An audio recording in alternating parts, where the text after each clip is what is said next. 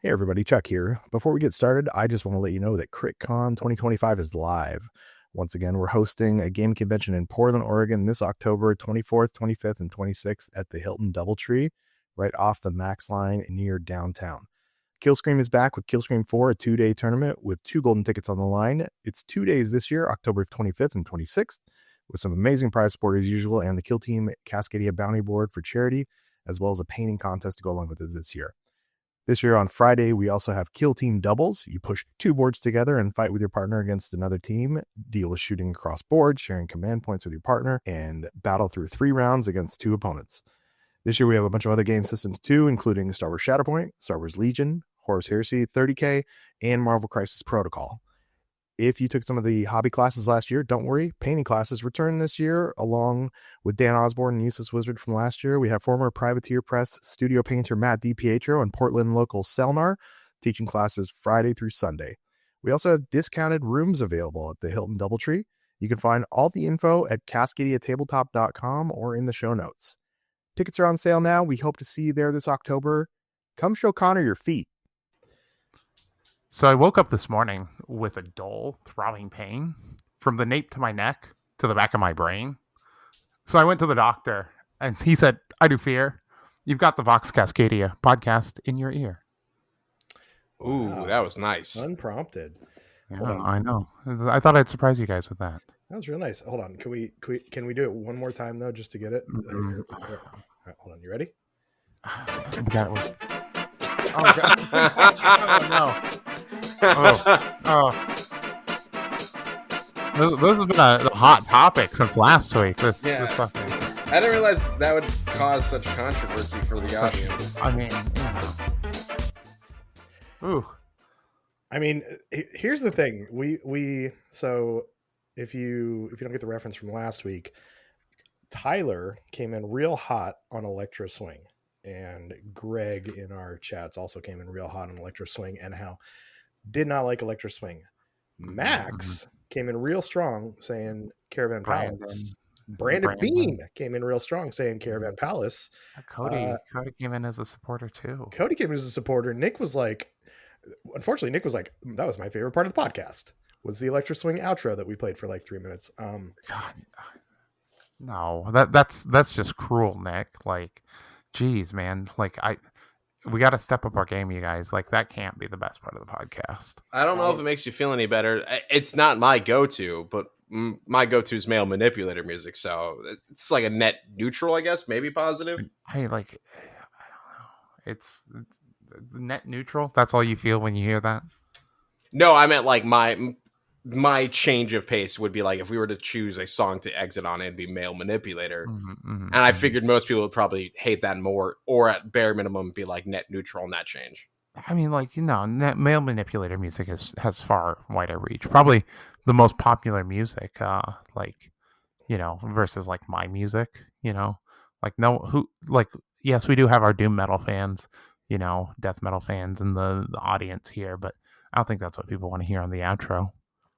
Let us know what the appropriate music for the intro and outro for our podcast is. Well, the nice thing is I have like multiple queued up. So, oh God, yeah. Not only can you, I mean, this is happening, Tyler. This is happening right now. This isn't a bad mushroom trip. Sorry, like it feels like a bad mushroom trip. Like, are we in a fucking Cuphead game? Oh, hold on. Cuphead music's great though. That's fine. That's fine. But like, why would I don't want to listen to it outside of that? Like. Okay, I was gonna be like, hey, we can't be going for Cuphead. That's a great game. Royalty-free Electro Swing also, like, at least Caravan Palace is like, if you have to listen to Electro Swing, they're tolerable, Like, I like some weird music, so I probably can't criticize, like, the band I posted earlier, Stratosphere. They're pretty weird. Some people won't like that. They probably think it's worse than Electro Swing. By the way, Caravan Palace is not exactly like a niche band. Their Lone Digger has 439 million views on YouTube. Okay. Yeah. I mean, like, it was like there was like a minute where, like, I think Reddit really liked it. Like, that tracks, It's very Reddit music. I mean, it feels like very Reddit music, but this is the Vox Cascadia podcast, and we're going to talk about something that Tyler does approve of: approved ops. Hey, Hit the rim shot sound effect. hey, hold on, I got to scroll over. Hold on, just a second. You filled it up with. Thank you. You filled it up with too much electro swing, and now you can't find the ones we actually need on demand. Well, I've got Electro Swing, I've got Cyberpunk, I've got also like a compilation of you and Brandon Bean snoring. Nice. Those are obviously critical to the listening experience of Vox Cascadia. Pretty much. And then the best one ever, Rock and Stone. So, you know, Nice. We'll never top that one. No, pretty much. So, before we get to approved ops, let's talk about the excitement from this last weekend. Tomb World. We got the boxes in our hands because we're not the cool kids. We don't have the we don't get that influencer deal yet. Tyler, how you working on that? We'll see. Maybe if some projects go good, maybe they'll be nice to us. Well, I mean, we're the number one Kill Team podcast from the Northwest. That Absolutely. So If you have a more popular Kill Team podcast out of Oregon or Washington, send it to us. We'd like to listen and also maybe meet you. Be weird if we didn't know you. Watch us just get dumpstered on some podcast. It's actually like, oh, actually, yeah, we're actually on basic cable, like deep late at night. But yeah, we have a deal. So, but we got Kill Team. We got the Tomb World boxes this weekend. I think nothing. There's no more besides rolling a bunch of crits. There's no more satisfying feeling than slicing through the adhesive tape that holds together a box and sliding that top off and then looking at all the fucking damaged stuff that was in the box. Did you get a lot of damaged stuff in yours? My board was so I ended up with I got 2 boxes. Mostly this rich guy. Yeah, I know. Look at just baller. No, I'm trying to get Tomb World boards ready so you can play on them at Killscream, Connor. So I bought 2 boxes mostly so we could have the terrain. I do want the Death Watch. I'm actually going to be hooking up with Stefan Neugebauer tomorrow to get him some Canoptic stuff. You'll yesterday when you hear this, but the Noog's going to be in town, and we're going to get him. I'm going to get him the Canoptic team from one of the boxes. Oh yeah, he lives up here now. Well, he's going to school in Corvallis. That's up here compared to Utah. That's still 2 hours from Portland. That's I could drive to you in that time. Yeah, about that. Yeah, pretty close. If you met me in Tacoma. But no, so I got 2 boxes. I haven't opened the second box yet. The first box, the board had a little bit of damage to it, and then I found some bits in the bottom. One of the bits was just like a set of those packs that have the pouches and a grenade on it, which is fine. It broke off clean. But then also there's one claw from a random Necron guy that I don't know where it goes. It's going to be your Necron leader, I think, is what I've been seeing. A lot of them are potentially. So, yeah. But how was your box, Tyler? Mine was pretty good. I had one of the corners broken off, and then kind of an ominous thing. The only other thing broken off was 2 Dark Angels heads. Wow. How did you know they were Dark Angels? Sounds like a threat. Because they were hiding from stuff. They were hooded, generally that's the Dark Angel's head. So both actually I did I finished up building my plasmas, and I put I think I used the heavy intercessor shoulder, but I put the on my plasma I put the Dark Angel shoulder and the hooded head actually too. So good boy. Have you been kit bashing any of the other ones, Chuck, or did you do 1 kit bash and that's all we're getting? You know what I did? I actually so I took the Aegis and the hammer guy, the Demolisher, I think it is, are both on the same body, and so they're kind of 2 big melee guys, are kind of the same static pose. So I swapped it out. I actually took the one of the gunners and swapped him. So that was a little bit of kit bashing I did. So you know what? We'll take it. Nice. Yeah, we'll take it. Yeah. With baby steps, right? Yeah. Chuck's first real kit bash, for anyone that hasn't seen the photo, he just took Dominion Zephon head and threw it on his sergeant. But hey, we'll take it. There's a Blood Angel shoulder there too from a totally different kit. That's 3 kits. Yeah, 3 kits in one. Mm-hmm. And I spent like another $50 because baller on a set of the jump pack intercessors, so I could get jump packs because I watched one stupid Death Watch video and saw that half of them had jump packs. I was like, that's really cool. So my Aegis and my Demolisher have jump packs too. That is pretty Okay. cool. Then yeah, you can maybe proxy them into Raptors or something later on. Maybe You'll be ready to go with some loyalist Raptors. Kit bash a whole team. You act like I haven't kit bashed. I've got a real fucking cool Dante that I did a long ass time ago. You did do long ass time ago. Yeah, and it was so I did a Dominion Zephyr into a Dante before the new Dante came out, and I think it turned out pretty fucking sweet. And It did look pretty 6 good. or 7 kits. So there's some like milliput in there. Like, ooh, you getting fancy with it? Yeah, absolutely. So, Connor, how was your Tomb World box? You said you were super excited to open it. You busted into it. You have not stopped playing with it the entire time. Yeah, that's all inaccurate. I opened the box. Everything for the most part seemed to be in pretty good condition. I didn't notice anything missing. I grabbed the sprue of Necron Warriors and then closed the box. Okay, well, you get the lamest thing out of it. Yeah. Well, I need them to make Chaos Androids because I've been, making them my Necron team. But like you've been seeing the photos and I've been posting a few of them. But like I've got my Ambot or what are they? Yeah, Ambots like as my tomb crawlers. They're getting built. I'm getting frustrated though because all the cool shit I want to throw in the backs keep falling off, and it's making me sad. So now I'm just painting up my Warp Coven instead. Have you ever thought about like gluing him to the back? Yeah, I have, Chuck, but I'm trying to glue little tiny dangly bits, and even with like the plastic glue, it's too much. So I think I'm gonna have to like do dollar store like fake jewelry, the little chains and stuff like that you get from Michaels, and use that instead. Connor, do you have a hard time keeping your dangly bits in place? Yes, we'll go with that. Your dangly bits just like all over the place and just falling out. And yeah, it's a side effect of the diabetes, unfortunately. I don't know a lot about diabetes, but if you don't take care of it, it can cause dangly bit issues. Okay, all right. Well, I'm glad you're taking care of it. Mm-hmm. Tyler, how's your dangly bits going? They're doing pretty good. Like no issues here. Strong and steady. Good, glad to hear it. And as you get around 40 or older, that's a good sign. You'll understand someday, Connor. I don't think I'm gonna make it there. Probably not. Chuck's gonna be that's what we all think. Yeah, I didn't think I'd make it to 40 either. I could you even conceptualize 40? No, and actually, I was talking to one of my employees about this today. It was that like when I remember when my dad turned 40, and so that would have been like 1990. I would have been like 11.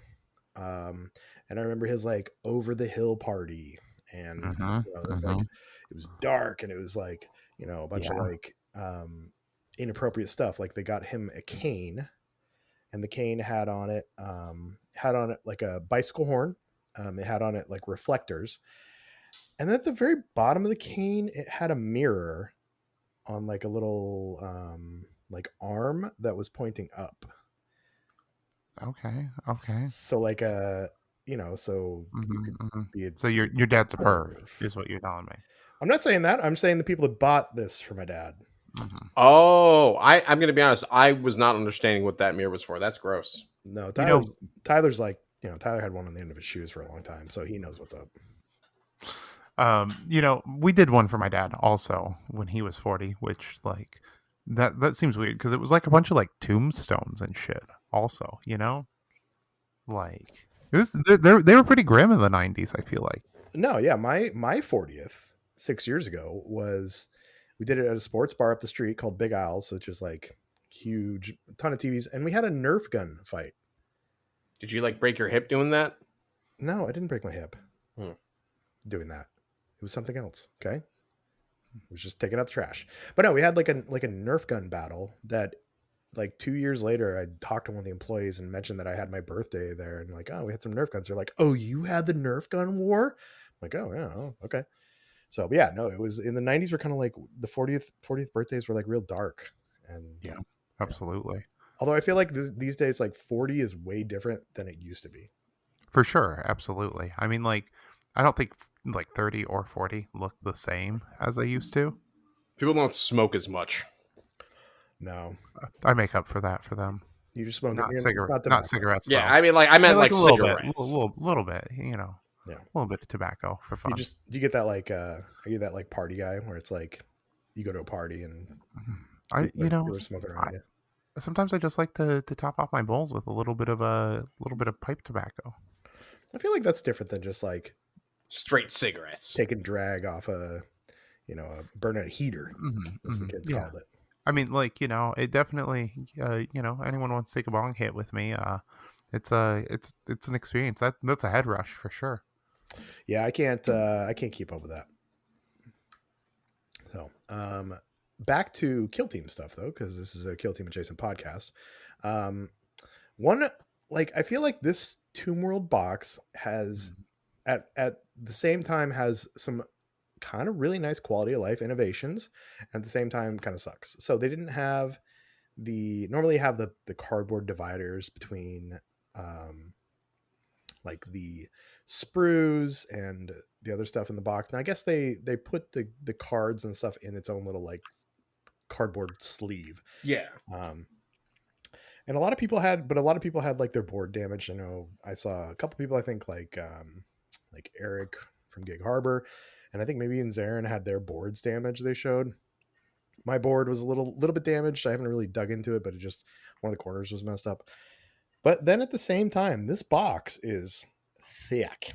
It's big. It's thick cardboard too, and it also has like air vents. So when you put the lid back on, it goes on like a breeze. It's just like it's a very nice storage box. Mm-hmm. It's too bad everything. I'll be using it. Yeah, too bad everything that came in it got beat up. Like I know you like for our tournaments, we have a bunch of the Into the Dark boxes. I'm actually just going to cut holes in the bottom of the Into the Dark boxes now. But we have this seems like a strangely useful thing. This even a hole puncher can maybe do it. Yeah, no. So if you don't have Tomb World yet, on the interior cardboard, there's like 6 little holes on one side, 6 little holes on the other side near the bottom. So when you push the lid back on, you don't have that like weird, like awkward, like trapped air bubble thingy. Yeah. Slides right on. It's real nice. All the shit you got in it's messed up, but besides only that, yeah, I think I got lucky. I was like, oh, this seems like a good box, and then I opened Discord and I was like, this came really fucked up, and that was a bummer.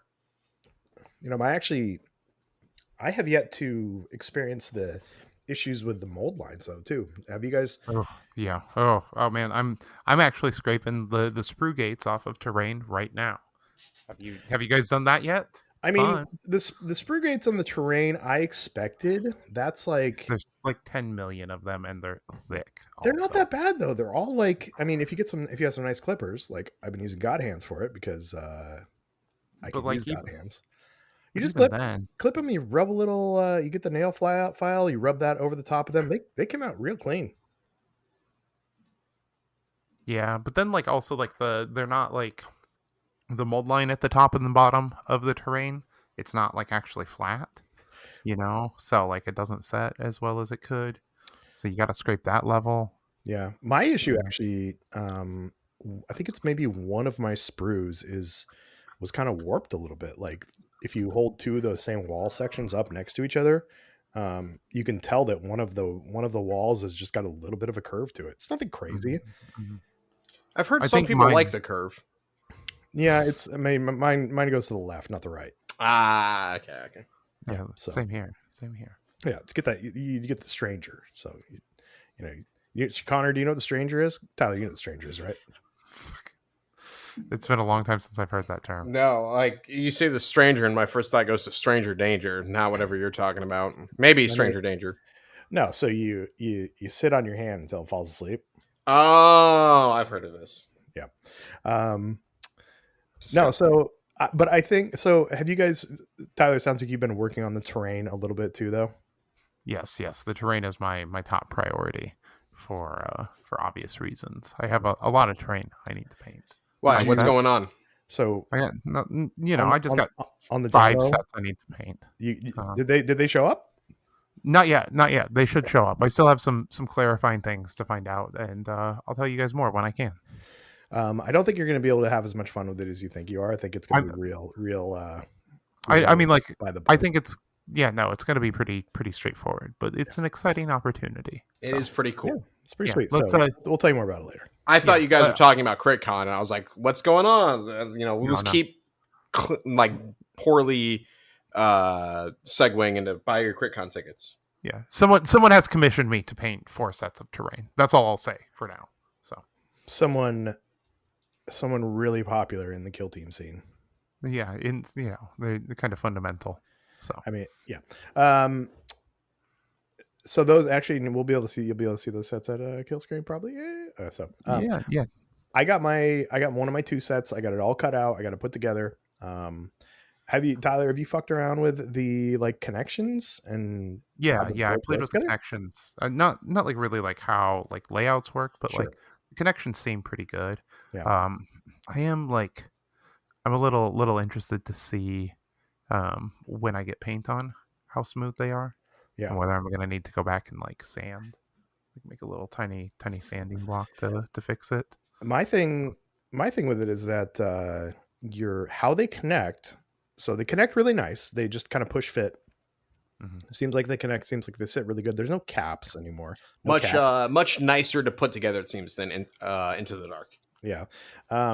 But my thing is that you're going to be connecting, and I guess we had this with Into the Dark, but you're going to be connecting the walls together on these segments, and I just wonder how long it's going to like take for the paint to like wear off.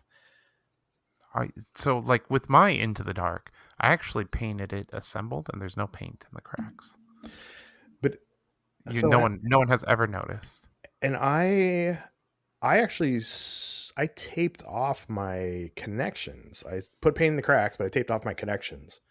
Sanded those down and like used some like Tamiya tape that was like the perfect size for it, and so taped off all mine, so there's no paint on my connections. And I haven't really looked to see if they've rubbed off, but I'm just curious. My big thing too is with the doors. I wonder how long the doors are going to want to sit in there. Doors seem like they may be a problem. Did you see who was it that did that? Was it Grant? Grant, yes. Grant did the like sliding like from the top. Ooh, I tried to replicate that. It did not go well. No, really? Did you fuck it up?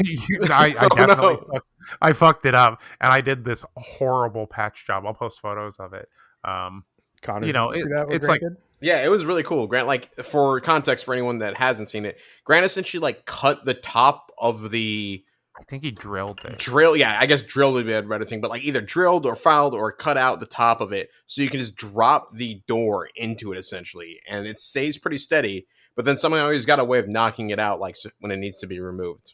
I think he put like a little tab on the bottom so the door doesn't seat all the way in. It looked like, so it doesn't seat like it sits up like maybe I don't know, maybe like a centimeter or something off the bottom, and then you can like slide it back out. So if you're in the Kill Team Cascadia Discord, he put it in the hobby chat. So it's kind of buried now, I'm sure, but it was a really super good idea for that. I just need to ask him what size drill bit he used, because I used like way too small of one, and then like they wandered a little bit, and like then I got some weird and tried to save it, you know how it goes. Well, I mean, the Necron technology's been like abandoned for thousands of years. There's going to be a little wear and tear, tectonic plates, and all that. Yeah. Seeing some really cool kit bashes come through too. Jeremy Spake is doing what Jeremy Spake does, and looks like he's kit bashing the entire team. Like more than just swapping heads. Always. I can't wait to see what he does. What members of what bands join his kill team. Yeah, where's the have you guys built any of the teams yet? No. I've committed to giving my Deathwatch team to Tristan. That's right. Because I'm not going to have time to do them before Kill Scream. Yeah. And I figure it would be better for him to have them now. So yeah. No, it's very nice to you. So here, hold on. I'm gonna pin Grant's quality of life improvement in the Discord in the hobby chat for Kill Team Cascadia. Should have a link in the description or somewhere. But yeah, he's got it set up so I think it's set in there and there's like an offset, so there's a little tab at the bottom so doesn't go all the way in, and then you can just kind of push it up with your finger. Well, super good, super big quality of life improvement. Yeah, absolutely. I did do the little like magnet thing on the Necron tomb there for the one little piece. All right, so here's my question with that. I've seen that, and I wonder why. Why? I don't know. I don't know. Like it's there. It was just gluing like a magnet, like literally 2 tiny magnets.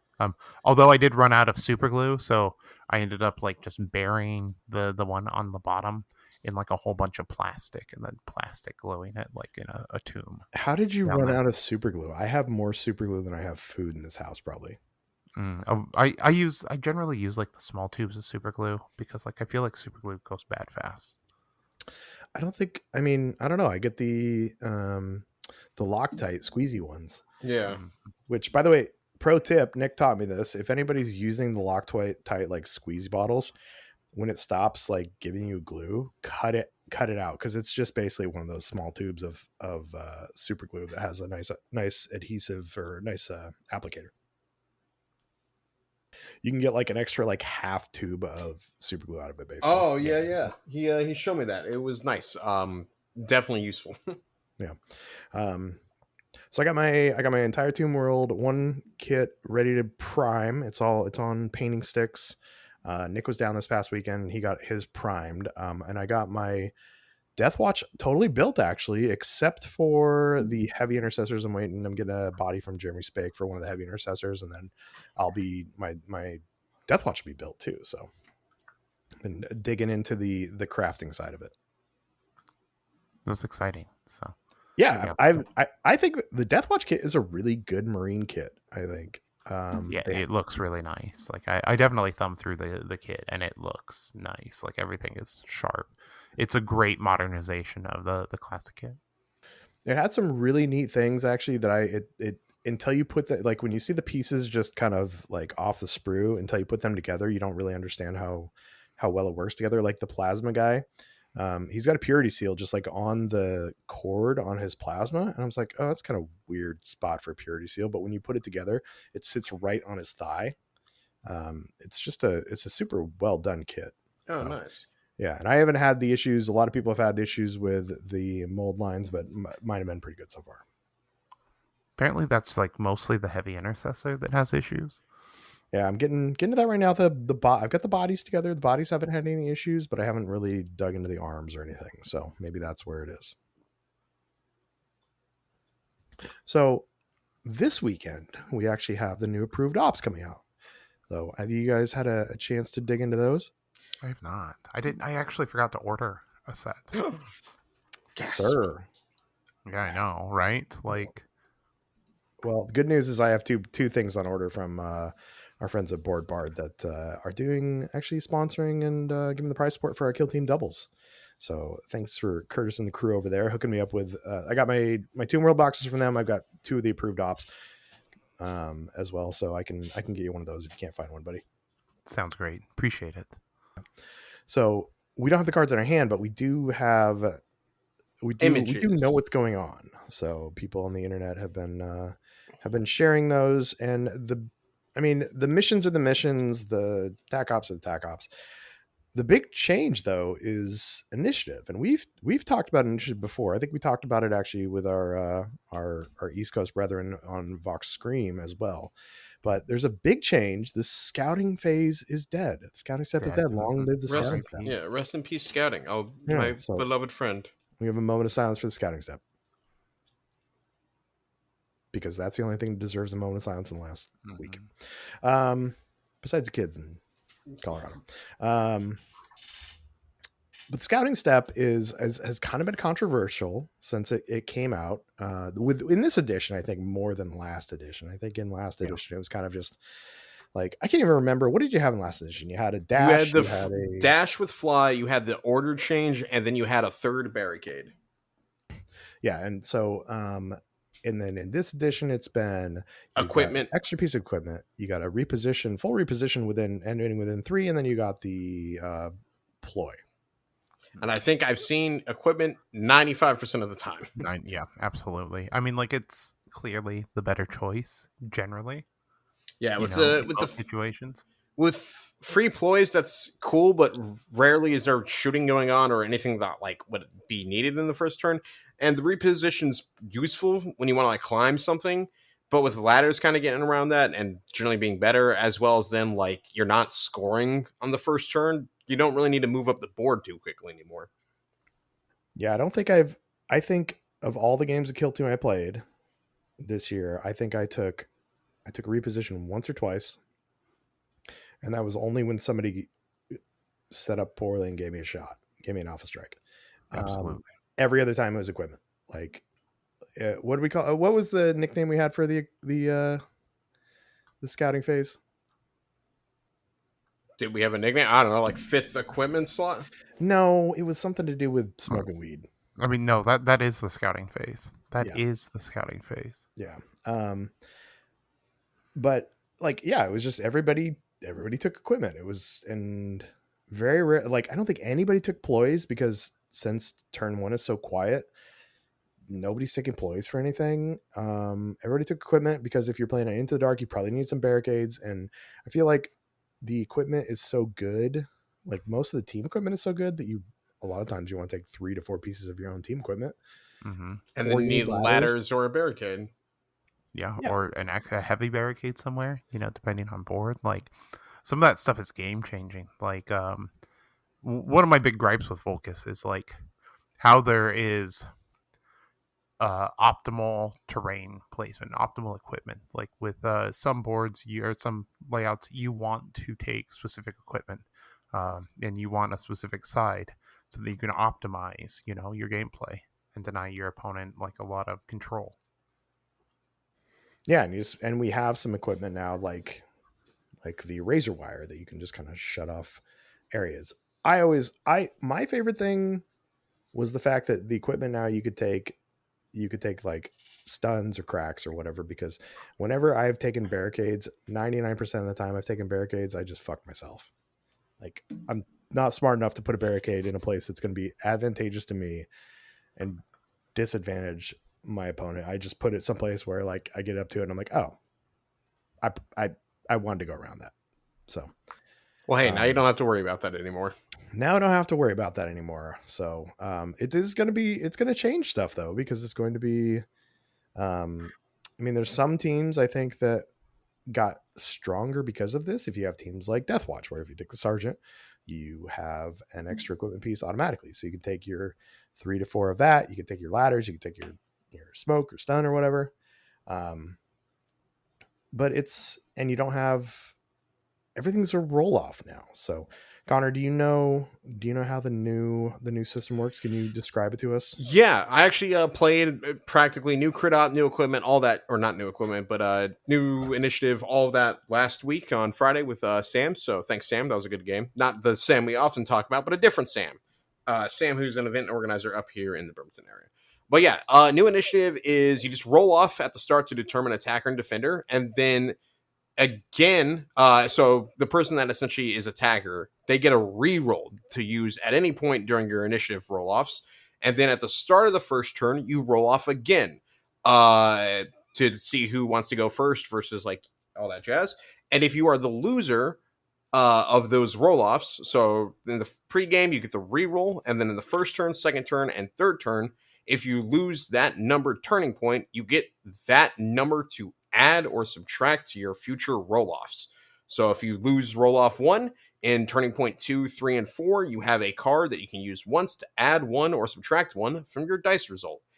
It's not complicated, but it's weird to talk about because it's just a lot of like text on the card. Yeah, it's definitely different. I'm not sure how I feel about it. Like, there's definitely going to be some kind of gambling, like there's going to be moments where you definitely don't want, first turn. Like, you want to lose.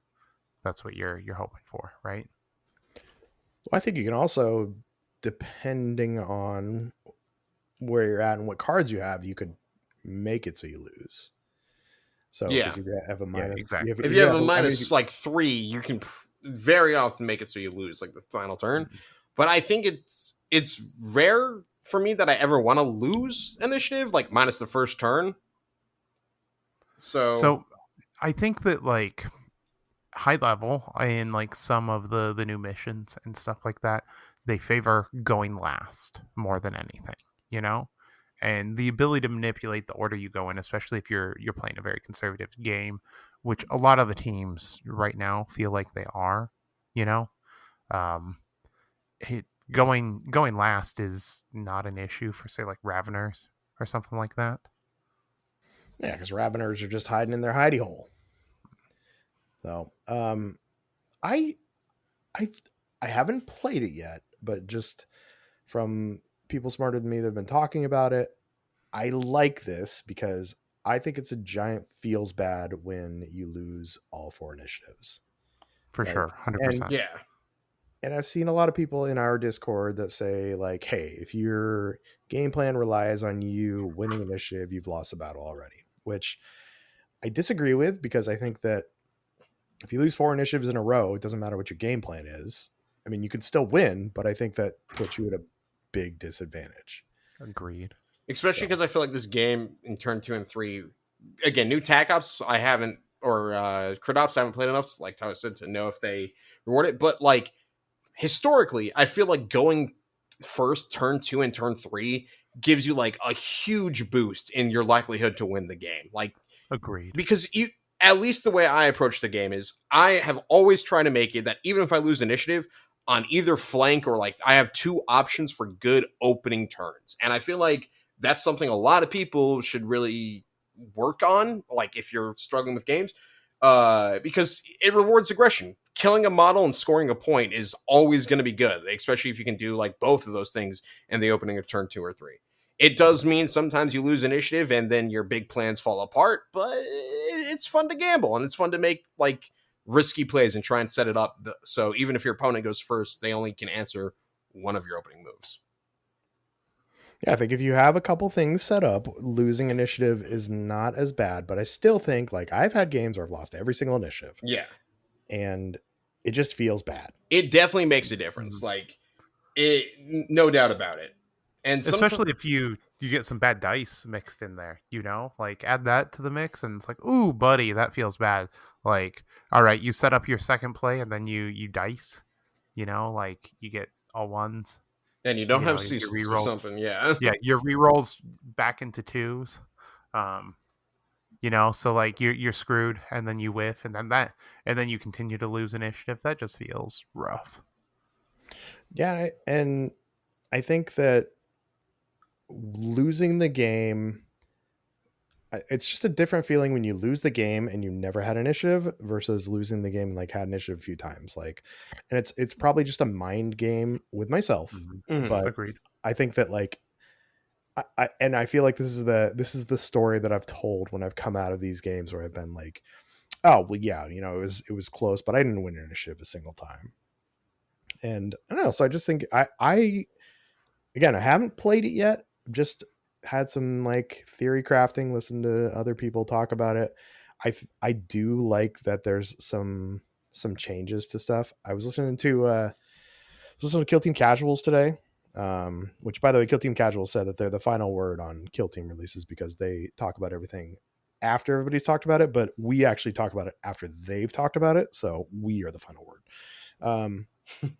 But one thing they were saying is that maybe you just make it like if you lost turns 1 through 3 initiative, you automatically get turn 4, or a situation where if you win initiative turn 1, you automatically get a turn 2 and they get turn 3 and you get a turn 4. I mean, I Yeah, don't I know. I think just like auto like resolution of initiative kind of sucks, you know, because again, then you get people planning out like optimal. Well, I want to lose here, you know, ideally, like I want to go second. You know, like I do think this is a positive change overall, though. yeah, I don't think losing initiative turn 1. Again, we've all been doing this. We've all just been like, great, I'm going to take equipment, use equipment, who won the roll off, whatever. It doesn't matter. Like initiative turn 1 doesn't really matter as much. Initiative turn 2 is where it starts to really matter, I think. Unless the opponent set up bad and you have that alpha strike. But so I think this is gonna but there's that thing though where you keep losing initiative and it keeps feeling worse and worse and worse. I think this is going to be helpful with that, because worst case scenario, if you lose 1 through 3, you're most likely holding 6 cards automatic, or like 6 points worth of initiative automatically, and you're going to win turn 4. Yeah, if you don't win turn 4 at that point, like, you know, I think it is impossible to lose it on turn 4 if you've lost all the previous ones, even if your opponent rolls a 6 and you roll a 1, because you'll be adding 1, 2, and 3 together, so that's 6 right there. So you're at 7, and unless your opponent has a way of adding to their own, which they shouldn't, unless they introduce that on a team mechanic, you're guaranteed at turn 4 at least. I think there is a couple teams with that. Where I know there's teams that have rerolls, but are there teams that straight up add to their initiative score? Yeah, I think that there is. Okay.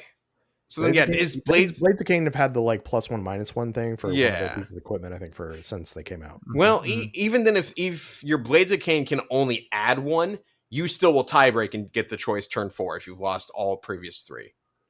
I think I think Blades of Cain will find a way to trick people out of it. Maybe. I'd have to look through all the rules, but I think from my rough memory, if you've lost all previous turns, you are guaranteed at turn 4 at least, no matter the dice rolls. Now, the only okay.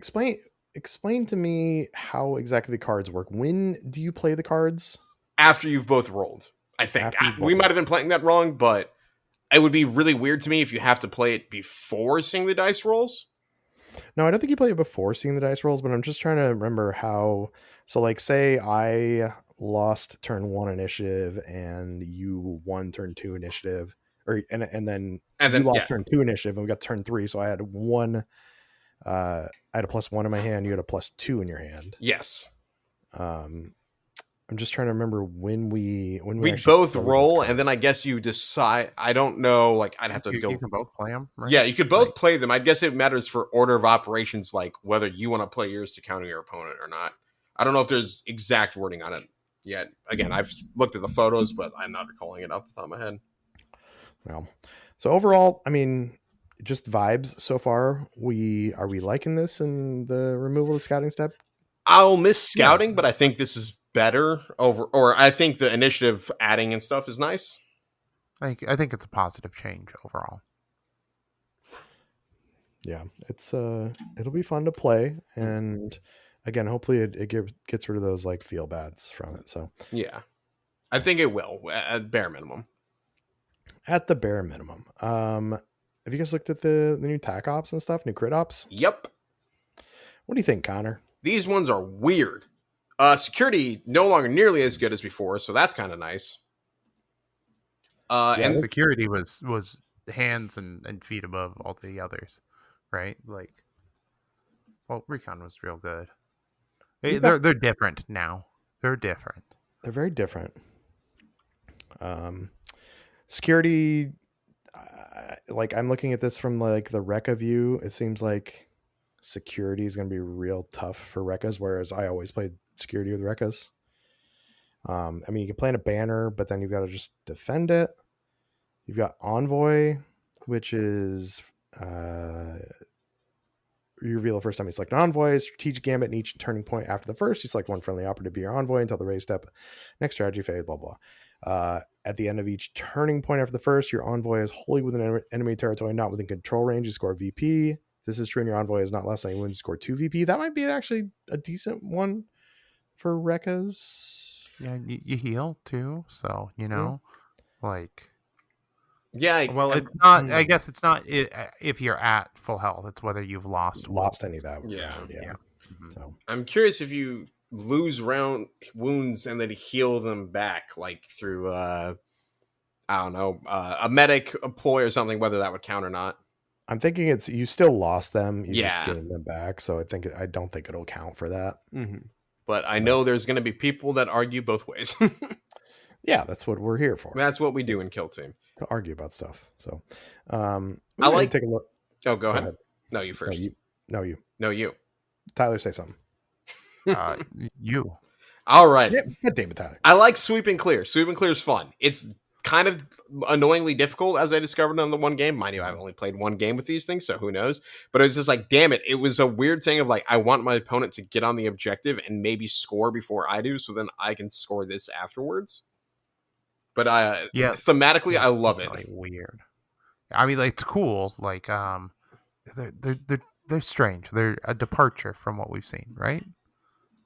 A lot of these, definitely feel odder than we've ever seen before. Like, one of the things I noticed is there's no TAC ops here, as far as I can tell, that care about terrain anymore. Like, there's ones caring about the flank, such as flank, but there's nothing that's about like controlling strongholds or doors or anything like that we've seen previously, like either, in approved ops of the last year or like Kill Team 21 approved ops, or not 21, but like the previous edition's kill op, TAC ops. What's the one? I forget what it's called. Where you're peeping Tom. You have to like watch the guy. Track in it. Scout enemy movement. Yeah, absolutely. That one's fun. Yeah, I think that one's going to be an interesting one. Yeah, because that's that can really fuck with your opponent. Where if they want to go and move up onto an objective, they can, but they're going to give you a point for doing so or something. Real quick, before we keep going, I want to give a shout out to Zarin. We're recording the podcast right now, dude. It's 8:28 p.m. At 8:27, you asked where the podcast is. We're recording it right now. Anyways, back to the content. Good old Zarin. By the way, if you join our Patreon at patreon.com/VoxCascade podcast, you can get the content early. Not this early, Zarin. We're still doing it. No. Yes. Anyways, back to the content.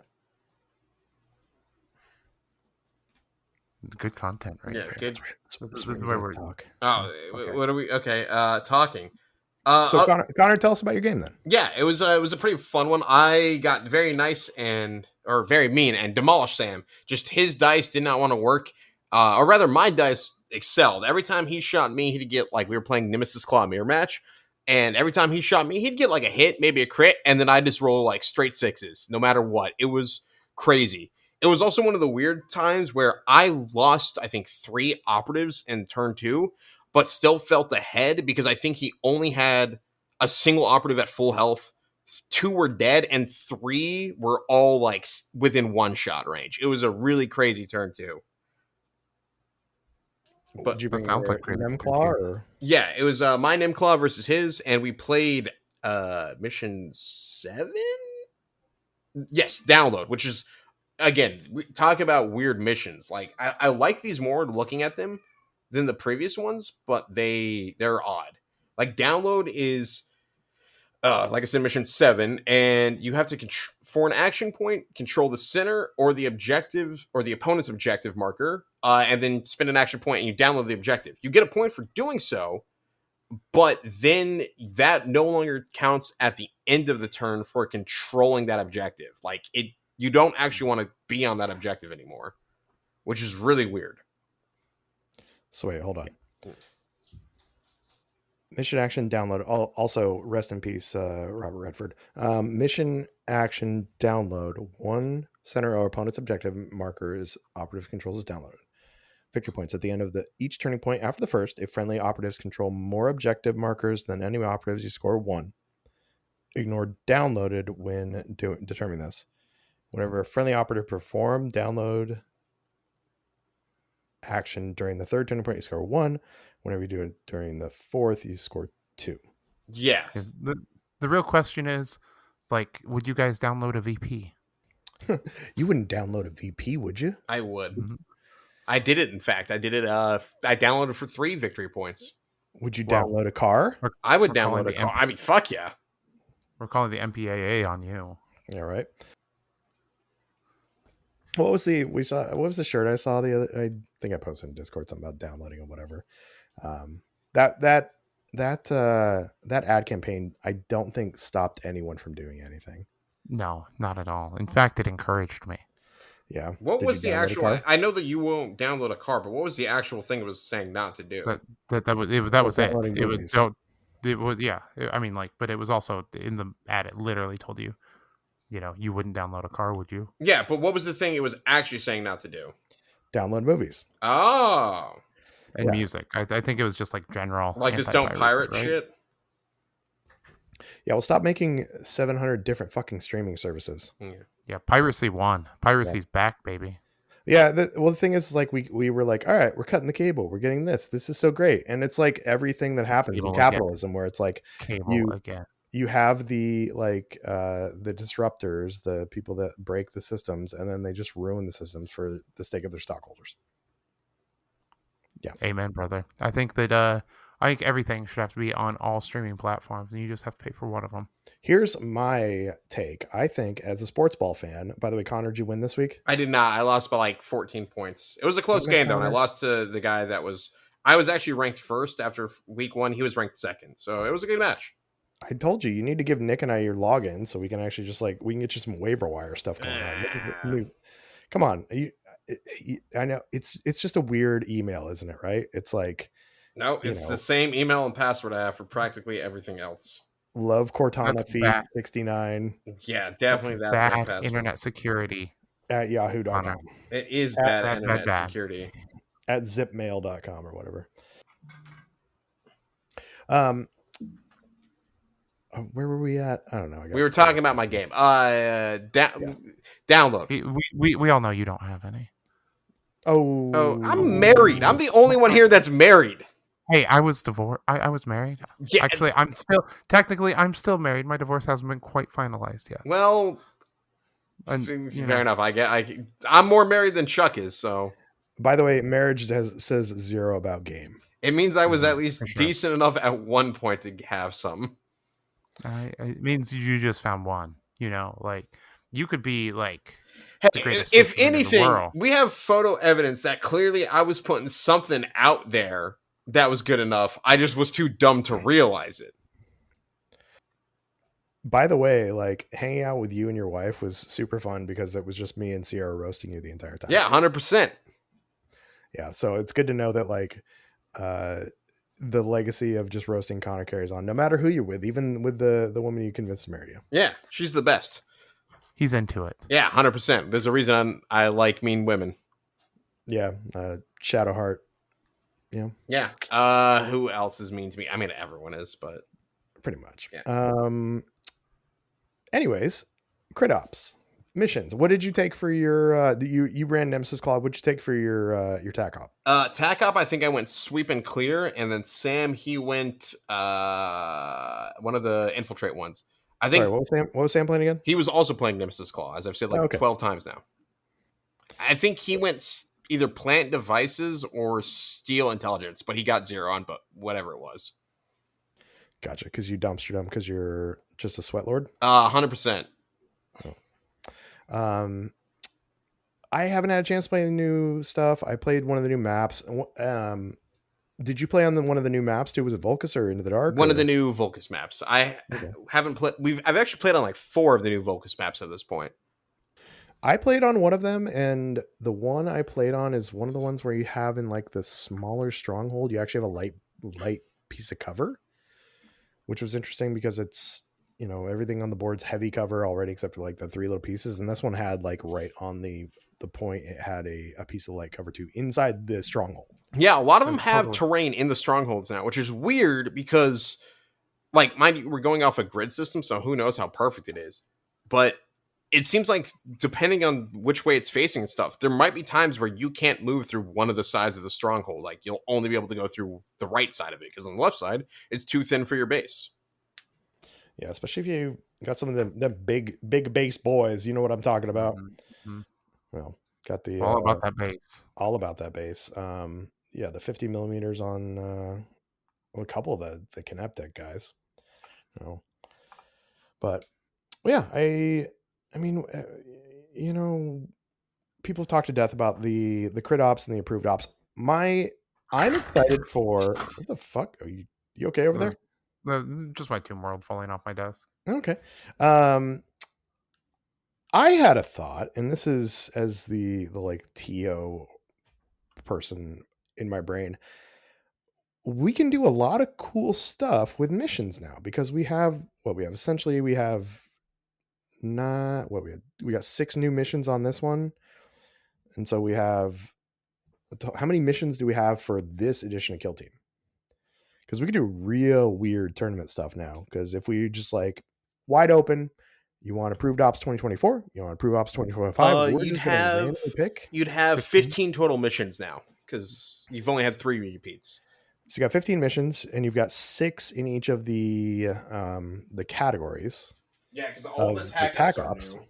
Yeah, so you can have some real wild tournament stuff, and then in a year we're gonna have another.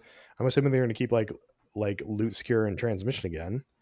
Add another 6 missions to it or something. So we'll have 21 possible missions and 9 from each of the archetypes. 9 TAC ops from each of the archetypes. It'll get real weird until the end of this edition. Mm-hmm. Absolutely. Bring back bidding. Or not bidding. Whatever it was, where you had to draw the missions and your secondaries and all that shit, like from the original Kill Team 21. Yeah. Next, you'll be able to select 3 of them because you'll be able to select 1 from each season, right? Yeah, I think the next fun. Like casual tournament, like Rum Runners 2 or whatever we're gonna do, we let people take approved ops or take TAC ops from your archetype from any season. I think we just make them play last seasons. Make them play? Why? No, I mean I think we let them like Kill Team 2018. You know? Like, oh, okay, like last edition. Last edition. Kill Team 21. Kill Team 18 didn't have the second. Oh yeah, archetypes. 21. Yes. Yeah.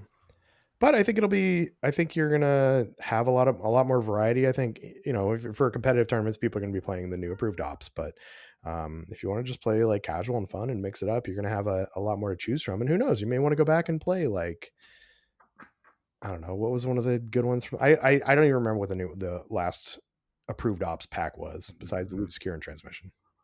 Yeah, maybe we make people play their faction TAC ops from last edition. That'd be real weird. We'd have to design some then. A lot of these teams don't like. I mean, there'll be 8 teams that don't. Flashback.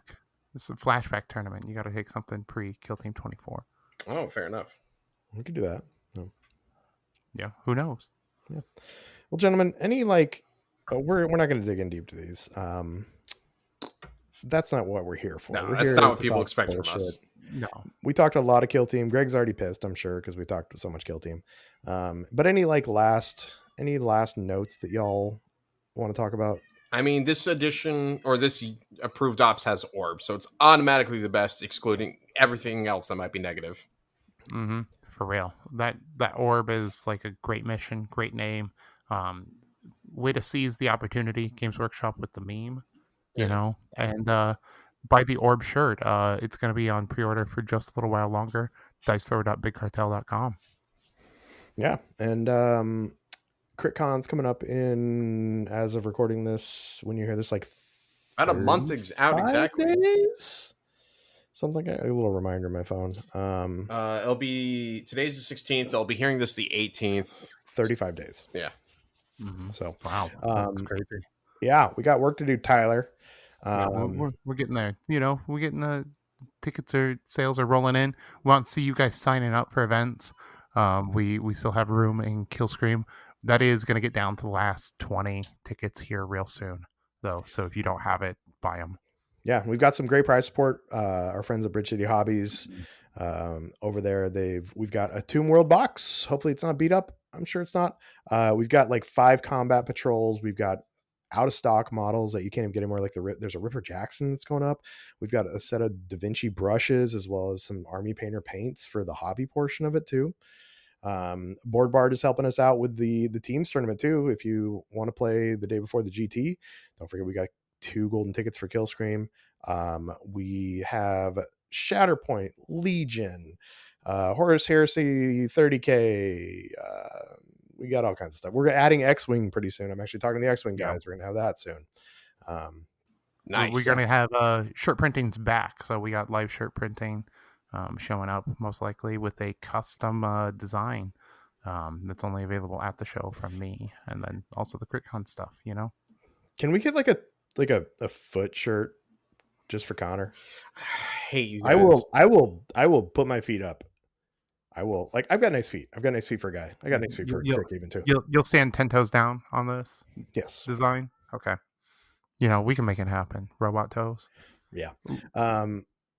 yeah, I mean, yeah, it's going to be October 24th, 25th, 26th at the Hilton Doubletree in Portland, Oregon, right on the Max Line, easy transit. You'll hear the ad at the beginning of the show too. Thank you so much to all of our Patreons. Let me pull them on up. I already mentioned Zarin. Zarin bugging us about the show coming up. You can get our show early. Not that early, Zarin, but you can get our show early if you sign up for the Patreon. Like $2 a month is Connor's lunch money. So we've got Mark Meyer from Vox Scream. We're actually going to be we're hooking up with those guys. We're going to be on Vox Scream soon. Thomas Travener, Scott Shearer, Ryan Hagedorn, Tyler's free tier, Keaton. We've got there we go. Scott, Zach, Rob McLeod, LAFC sucks. Greg, Zarin again, Holly, Nick, Sean, Sam, Suline, Cody, and Jenna. So thank you everybody who helps us keep this show on the air. Tyler, we got to get those stickers out too. Yeah, absolutely. Here, So, Tyler, by the way, Jenna's gonna be out of town for a couple weeks, so I think in the second or third week in October we do the hot wings. Sounds good. So sounds like a plan. We'll connect up to that and we'll destroy ourselves. So, but anyways, gentlemen, thank you for joining me. Love y'all. Good night.